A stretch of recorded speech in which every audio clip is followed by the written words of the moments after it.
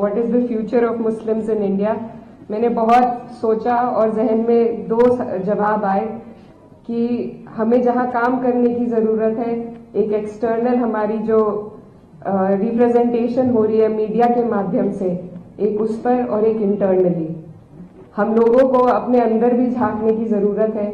और जो कमियां हमें महसूस होती हैं उनमें अगर सबसे पहले हम पहल करें उन्हें सुधारने की, एक कौम इकट्ठा होकर सर जोड़कर जब बात करें और जो भी अपनी खामियां हैं उनको एक्सेप्ट करके आपस में हम फैसला करें कि क्या हम बेहतर कर सकते हैं, तो हमें जो बाहर से लोग कोशिश करते हैं ट्रिपल तलाक जैसी चीजों को लाकर ये हमें बताने की कि वो हमारे सेवियर्स हैं, इन सब चीजों से हम बच पाएंगे।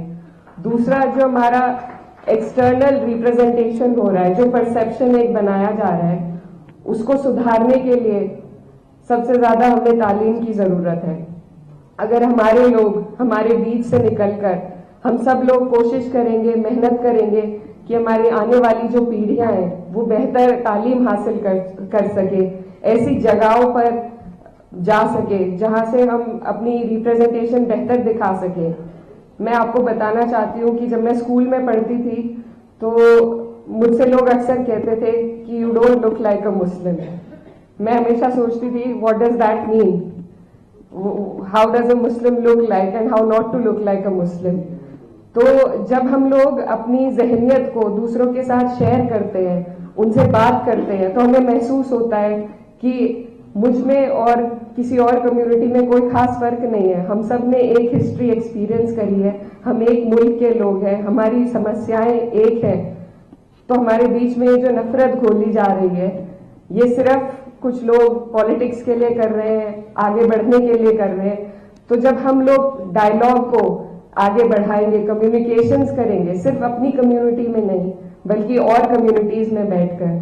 मैं ये भी बताना चाहती हूँ कि मैं कैराना कॉन्स्टिट्यूएंसी से अभी हाल ही में सांसद बनी हूँ और मेरी जो कॉन्स्टिट्यूएंसी है वहां पर सिर्फ 30% मुस्लिम्स है और 70% नॉन मुस्लिम्स है। तो I am proud to say that I come from a community that constituency that has voted for me despite of only having 30% Muslims. तो मेरी पहल रही, मुझे बहुत लोगों ने कैंपेन के दौरान बोला कि आपको कम से कम 1.5 लाख नॉन मुस्लिम वोट चाहिए एंड इट्स इम्पॉसिबल कि आपको इतने वोट मिल जाएंगे। लेकिन मैं सब जगह पहुंची, हर कम्युनिटी में पहुंची, इतनी दीवारें खड़ी कर रखी हैं हमने, लेकिन वो दीवारें असल में हमारे बीच नहीं है। जरूरत है तो सिर्फ एक समझ और सहज के साथ डायलॉग को इनिशिएट करने की। एंड आई थिंक मीडिया में और जो लोग कुछ जहर घोलने का काम कर रहे हैं उनकी कोशिश है हमें एक्सक्लूड करने की, सोसाइटी से, तरक्की से, आगे बढ़ने से एक्सक्लूड किया जा रहा है मुस्लिम्स को। और हम खुद भी फिर अपने आप को इतना नीचे महसूस करने लग जाते हैं कि हम घेटोआइजेशन का एक हिस्सा बनते जा रहे हैं। हम खुद अपने आप को संकोच में आ जाते हैं और रोक लेते हैं दूसरे लोगों से बात करने में, उनसे डायलॉग इनिशिएट करने में। और मैंने ये बहुत हाल फिलहाल महसूस किया है कि जो हालात चल रहे हैं, जो हम रोज किस्से सुन रहे हैं मीडिया में, जो जितने क्राइम बढ़ रहे हैं, उससे हमारे अंदर भी एक असहजता महसूस हो रही है सभी लोगों को। और लोग अंदर ही अंदर अपनी ही कम्युनिटी में बस कर रहना चाह रहे हैं। लेकिन यही है वो चीज जिसे हमें रोकना होगा। हमें ढीठ बनना पड़ेगा और ढीठ बनकर हमें हर वो जगह में अपनी जगह ऑक्यूपाई करनी पड़ेगी जहां से हम अपने कौम की, अपनी कम्युनिटी के एक बेहतर रिप्रेजेंटेशन दे सके। As a parliamentarian I strive to raise the voice for people of all the communities, and that is also what we need. That is something that when we have such discussions we don't do. We don't need to only talk about the Muslims, we need to talk about everybody.